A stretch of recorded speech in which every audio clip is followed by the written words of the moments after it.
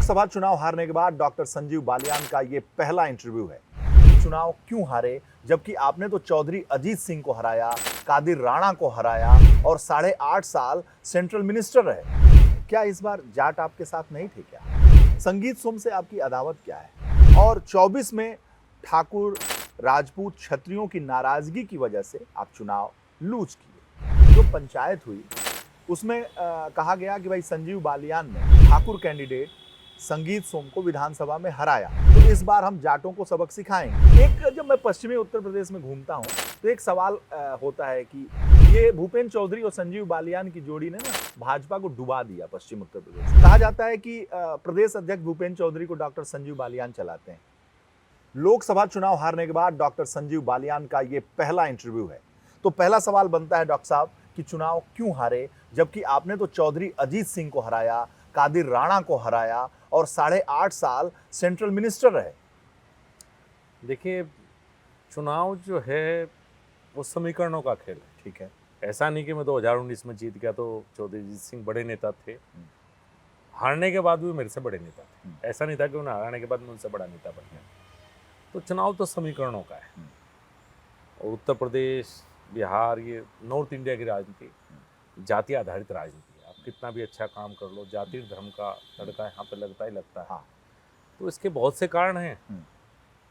अब क्या कहूँ, ये चुनाव हारने का तो मतलब यह है कि जनता ने कम वोट दिया, जनता ने हराया। जनता ही जिताती है और जनता ही हराती। जाति की बात अगर आप करते हैं तो 14 में भी यही जातियां थीं, 19 में भी यही जातियां थीं, 24 में जातियां खत्म तो हो नहीं गई थीं। पहले भी जाति की राजनीति थी, 19 में भी थी, 24 में भी थी। तो 14 में क्या था, 19 में क्या था और फिर 24 में क्या हो गया? कहीं ना कहीं कोई डिस्टरबेंस रहा होगा निश्चित रूप से। और ये समय है भाई, जिन्होंने जिताया उन्होंने हराया। हाँ। तो इसमें कोई उसकी बात नहीं ना गिला मानने की। शायद कुछ कमियां हमसे ही रही होंगी, तुमको स्वीकार करना चाहिए। दूसरे को ऊपर आरोप लगाने से बेहतर ये है कि शायद कुछ कमी या गलती हमसे ही हुई होगी, जिससे लोगों में कोई नाराजगी रही होगी। और उत्तर प्रदेश के समीकरण ही ऐसे रहे। आप देखिए कि हम 73 सीटें भी लेकर आए, हम 63 भी लेकर आए। और उसके बाद इस बार हम 33 पर तक, शायद 33 पे हैं, 33 पे आए। तो ओवरऑल ही उत्तर प्रदेश में इस बार समस्याएं भारतीय जनता पार्टी के ज़्यादातर उम्मीदवारों को रही। वो उम्मीदवार जीत के जिनका मार्जिन जीत का बहुत बड़ा था 19 में, जिनके मार्जिन नैरो थे, ज़्यादातर वो लोग चुनाव हारे।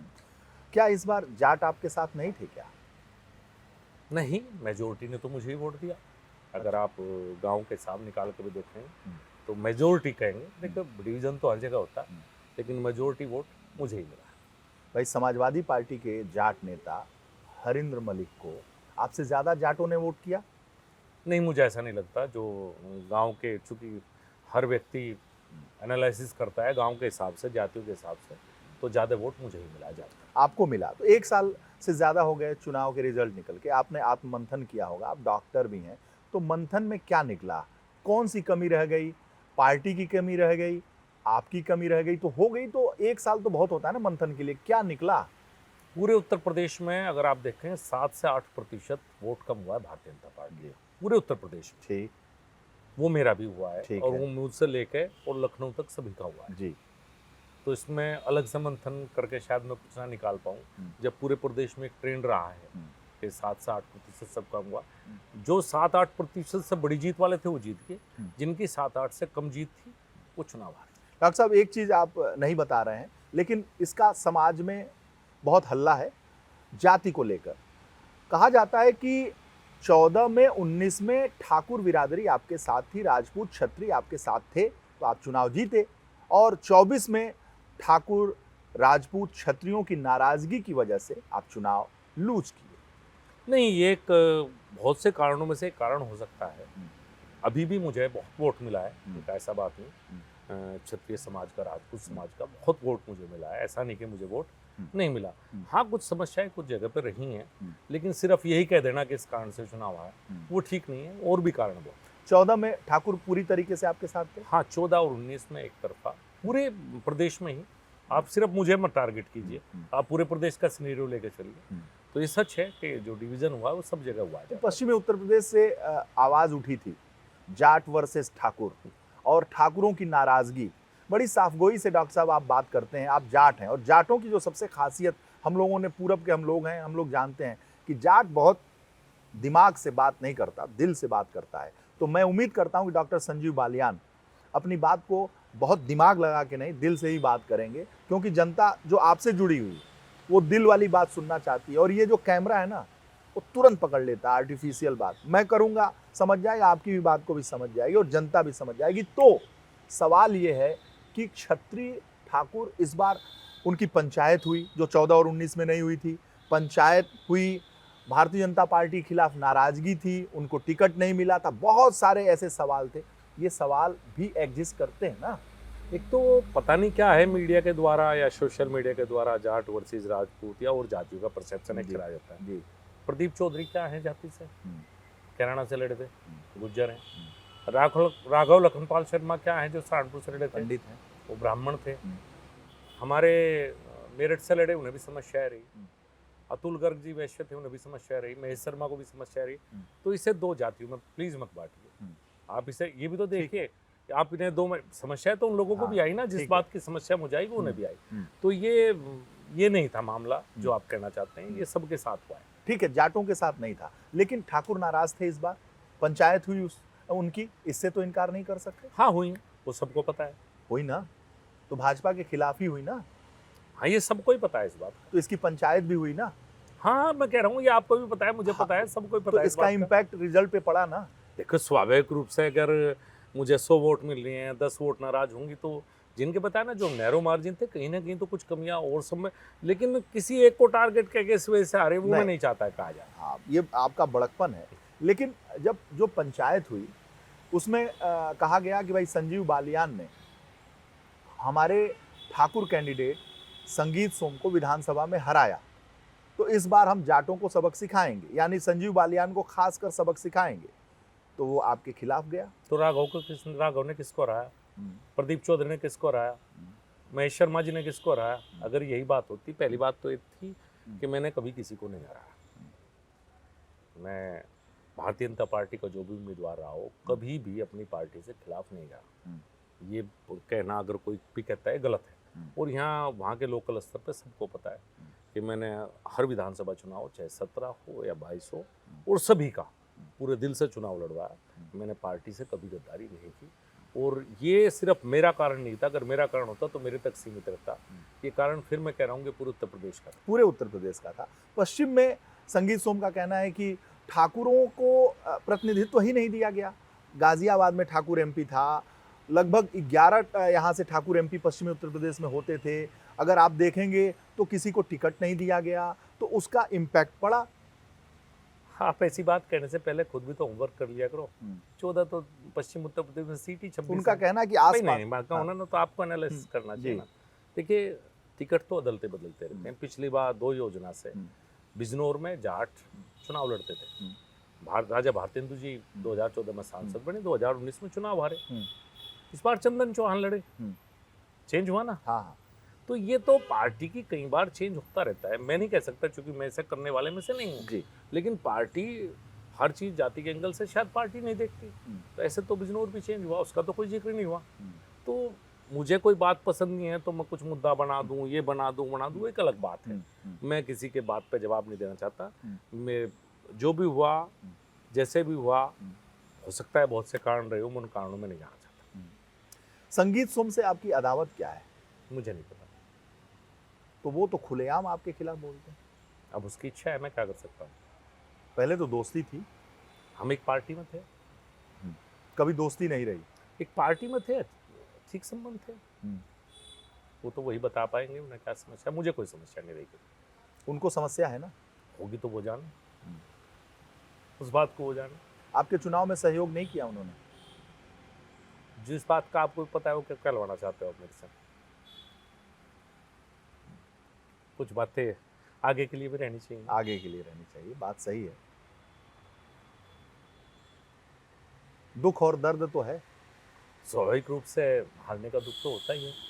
और जब मेहनत की हो, लगातार क्षेत्र में रहा हूँ, कम से कम पश्चिम उत्तर प्रदेश में किसी को उसका विधायक सांसद मिला ना मिला हो, एक तो सबको था कि संजीव बालियान तो मिलेगा। क्षेत्र में जमीन पे मेहनत की तो स्वाभाविक रूप से थोड़ा दुख तो होता है, लेकिन समय है, गुजर जाएगा।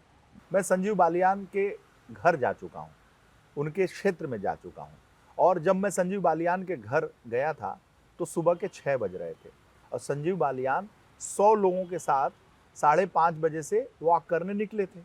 और जब वो 6:30 बजे मेरे पास आए, यानी अपने घर पे आए, तो 100 की जगह पे 150-200 लोग घर पे इंतजार कर रहे थे और 100 लोगों के साथ वॉक कर रहे थे। तो संजीव बालियान जो सुबह 5:30 बजे से जनता के बीच रहते हैं, तो कैसे हार गए? अब क्या कह सकता हूँ, मैंने अपने प्रयास में कोई कमी नहीं छोड़ी और फिर भी मैं हार गया, ये भी एक सच्चाई है। आपने अपनी जो आपकी जो ताकत है, जनता है ना, बिल्कुल बिल्कुल। तो अब जनता क्या कहती है आपसे? अब ये तो उन्हें देखना है क्या कहती है। हाँ, कुछ को दुख है कि भाई नहीं, ऐसा नहीं होना चाहिए था, मेहनत की, क्षेत्र में काम किया, बहुत डेवलपमेंट किया, 24 घंटे अवेलेबल थे। तो बहुत से लोग ऐसे हैं जिन्होंने मुझे वोट नहीं दी और वो कहते हैं कि नहीं भाई, गलती हुई है, अच्छा नहीं लग रहा।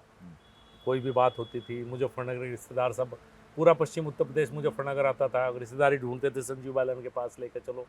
तो बहुत से लोग इस बात को याद करते हैं। बालियान साहब, जब आप मंत्री थे, सांसद थे, तो आप क्या करते थे? जनता जानना चाहती है ना, क्या करते थे? ऐसा क्या करते थे जो अन्य सांसदों से अलग करते थे? देखिए, मैं ये नहीं कहूँगा कि मैं अलग उससे, हो सकता है बहुत से सांसद मेरे से बेहतर है और मेरे से अच्छा करते हो, जी। लेकिन मैं मंत्री होने के बावजूद भी शायद पहली बात तो ये है कि मंत्री नॉट रीचेबल हो जाता है। कोई ये नहीं कह सकता कि संजीव बालियान से फ़ोन पर बात नहीं हो पा रही। कोई ये नहीं कह सकता कि सर, मैं शनिवार को जब मिलने बैठता था तो सुबह 6 बजे से कई बार रात के 12 बज जाते थे, 18 घंटे लगातार मिलता था। कोई ये नहीं कह सकता था कि मैं गया, मिल नहीं पाए, किसी को मिलने में समस्या नहीं थी। जो प्रधानमंत्री ने मुझे काम दिया है जिस भी मंत्रालय में, राज्य मंत्री रहा हूँ 8.5 साल, लेकिन उसके बावजूद अगर आप देखेंगे तो मंत्रालय में जितना बेहतर कर सकता था, चाहे नई योजनाओं के बारे में हो, चाहे सरकारी योजनाओं, कुछ भी काम हो सरकार का, वो भी करने का दिल से प्रयास किया। कुछ नया करना चाहता था, ऐसा नहीं कि रूटीन में साइन करते रहो। हमेशा प्रयास किया कि मंत्रालय में भी कुछ नया करूं, कुछ बेहतर करूं। किसान आंदोलन वजह मानते हैं आपकी अपनी हार का? नहीं, मेरे चुनाव पे किसने, चूंकि 22 में तो फर्क था थोड़ा सा, लेकिन 24 आते आते किसान आंदोलन का कोई प्रभाव मैं नहीं मानता कि कोई ऐसा रहा। राकेश टिकैत का असर था? वो तो ऐसा मुझे नहीं लगा कभी भी कि भाई कुछ उनकी वजह से मैं चुनाव हारा हूँ, ऐसा नहीं। धर्म वजह थी? देखिए, वो तो रहता है मुजफ्फरनगर? हाँ, देखिए स्वाभाविक है। मेरे कॉन्स्टिट्यूंसी में करीब 42-43% मुस्लिम वोट हैं। मैं कितना भी बेहतर कर लूँ, भारतीय जनता पार्टी को वो वोट ज़्यादातर नहीं मिलती। कुछ लोग वोट देते हैं, कुछ हैं, ऐसा नहीं, मैं कहता हूँ कुछ मुझे मुस्लिम वोट मिले, लेकिन एक बहुत कम संख्या है। कितना भी बेहतर कर लो, वो तो इन ब्लॉक आपके खिलाफ जाएंगे। आप कहते हैं अपने बातचीत में कि 15 से 20% मुसलमानों ने मुझे वोट किया। हाँ, मुझे 15-20% तो नहीं, लेकिन 15-20 हज़ार वोट मिला था। अच्छा, मुसलमानों ने वोट दिया जी। हरेंद्र मलिक की पकड़ जाट नेताओं में देखा जाए, अगर अपनी बिरादरी में देखा जाए, तो संजीव बालियान से ज़्यादा है? मैं ये क्या कह सकता हूँ, क्योंकि किसी को दूसरे को छोटा करना है, अपने को बड़ा करना है, अच्छा नहीं लगता। ये ठीक नहीं है कि किसी को मैं जज करूँ कि उसकी पकड़ कितनी है, मेरी कितनी है। ये तो जनता तय करती है।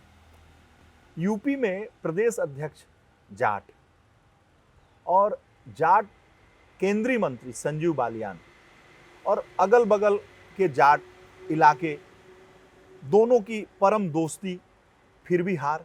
ये समझ में नहीं आया, जाटों ने वोट नहीं किया क्या भाजपा को? मेरी कॉन्स्टिट्यूंसी में 2 लाख जाट वोट है मात्र, 17.5 लाख में से, तो 10% के ऊपर हार जीत को मत छोड़िए।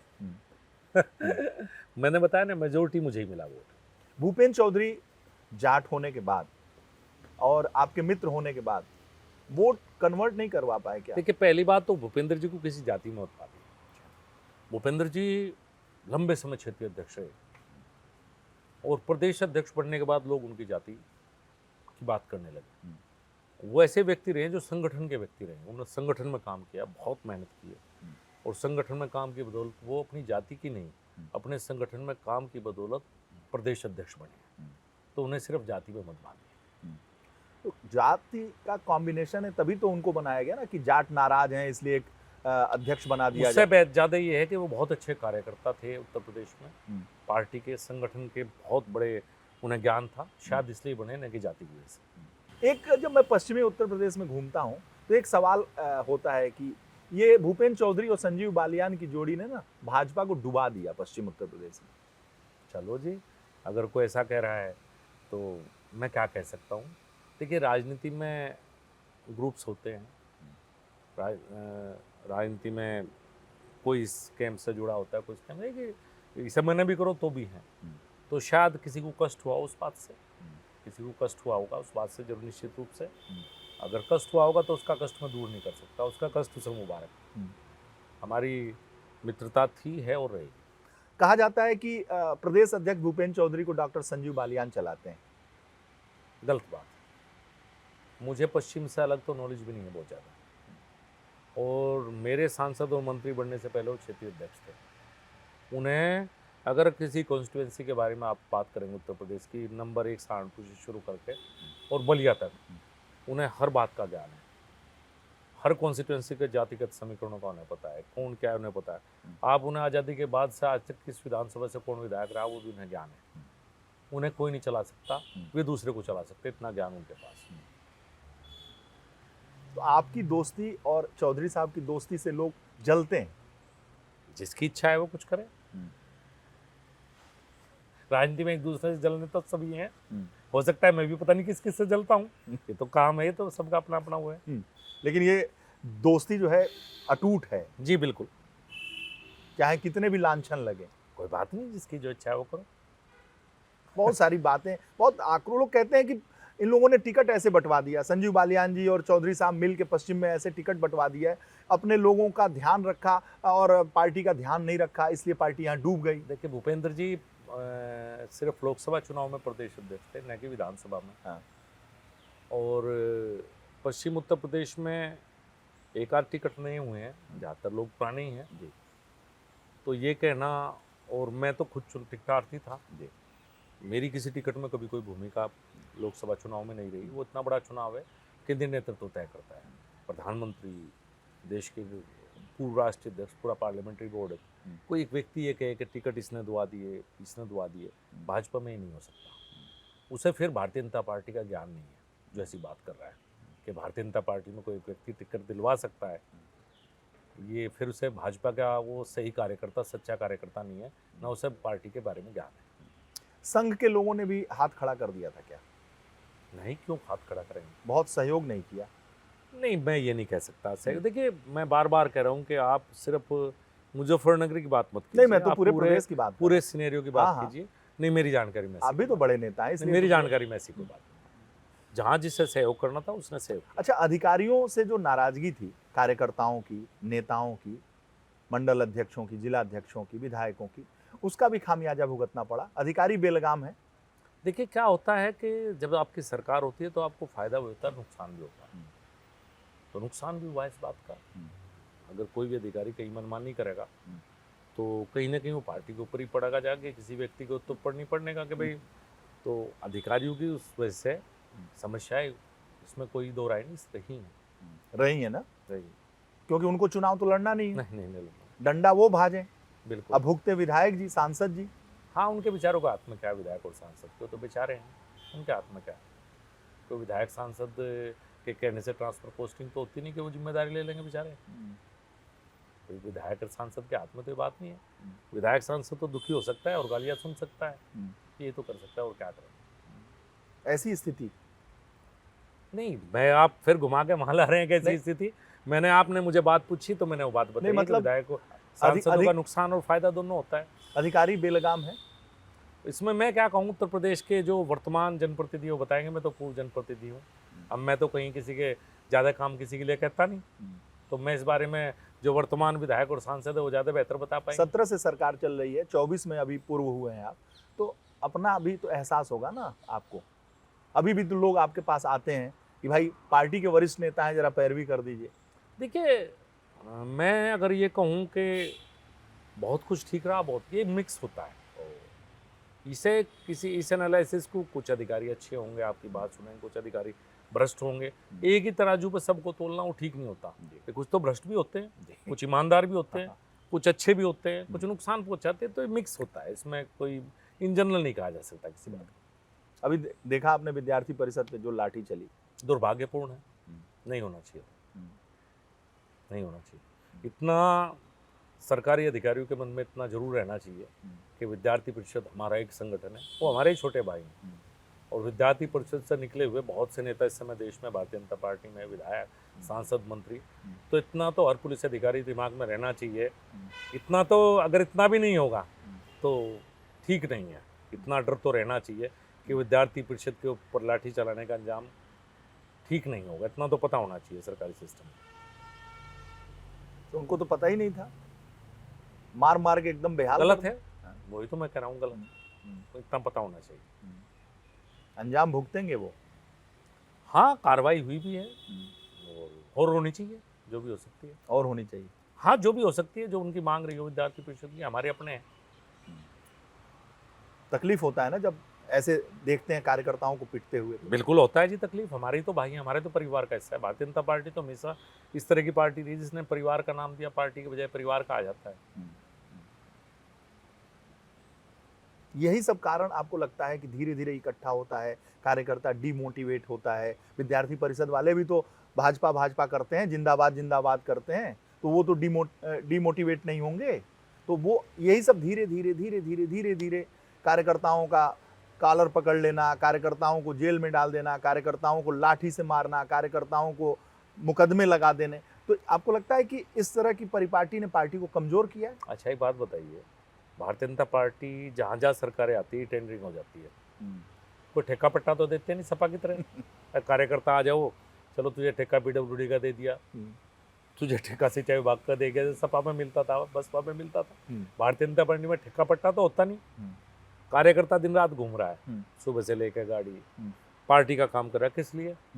एक तो पार्टी के प्रति विचारधारा, एक समाज में सम्मान। उसके पड़ोसी का काम पड़ेगा, थाने में उसे कोई कहा हाँ भाजपा कार्यकर्ता इसकी बात सुनो, अगर उसकी बात कोई नहीं सुनेगा तो उसे निश्चित रूप से दुख पहुंचेगा। एक इसी से जुड़ता सवाल पूछ लूं, बहुत जनता जानना चाहती है, संगीत सोम से गले मिलेंगे आप? पता नहीं, मिल जाए सामने तो? पता नहीं, आमना सामना हो जाए तो? बताने जिस बात का पता ही नहीं है उसके बारे में क्या कहूं। एक राजनीतिक आपस में वो संस्कार भी तो होता है, दुआ जब भी सलाह। तो मैंने कहा हाँ। कि जिस बात का पता नहीं फिर क्या होगा भविष्य में, उसके शादी बारे ब्याह में तो पश्चिम उत्तर प्रदेश में मिल जाते हैं आप लोग। हाँ मिल जाते हैं तो होती है दुआ सलाह, हम्म। नमस्ते तो एक दूसरे को सब करते हैं। तो एक ही कुर्सी पे बैठते हैं, अगल बगल की दूर दूर बैठ जाते हैं। इस बारे में मैं ज़्यादा कुछ नहीं कहना चाहता। तो वो तो खुल के आपके बात करते हैं, उनकी इच्छा, वो तो अस्तर तक की बात करते हैं। वो भी उनकी मुबारक हो। बहुत दिल में दर्द है आपके, सच में, क्योंकि हम तो आपके इलाके में भी जाके देख चुके हैं, आपकी ताकत को भी देख चुके हैं, जनता के बीच में आपके प्यार को भी देख चुका हूँ। ऐसा नहीं है कि मैं केवल स्टूडियो में बैठ के पत्रकारिता करता हूँ, ज़मीन पे रह के करता हूँ, महसूस करता हूँ कि संजीव बालियान का कनेक्ट क्या है, अपनी बिरादरी में कनेक्ट क्या है, लोगों के बीच जाने का कनेक्ट क्या है। जब ऐसा नेता हारता है ना, तो एक पत्रकार को भी दुख होता है कि अरे यार, जब ऐसे जमीनी नेता हारा करेंगे तो क्या होगा यार, कौन काम करेगा, काम ही नहीं करेगा कोई। आपको भी लगता है ना? नहीं, राजनीति में हार और जीत चलती रहती है। मुझे समय मिला है, इस समय में मैं कुछ और काम कर रहा हूँ, बेहतर कर रहा हूँ, पढ़ने की शुरुआत की है, अपनी एनालिसिस करने की शुरुआत की है, अपने आप को कुछ और सामाजिक काम करने का प्रयास कर रहा हूँ जो समय मिला है।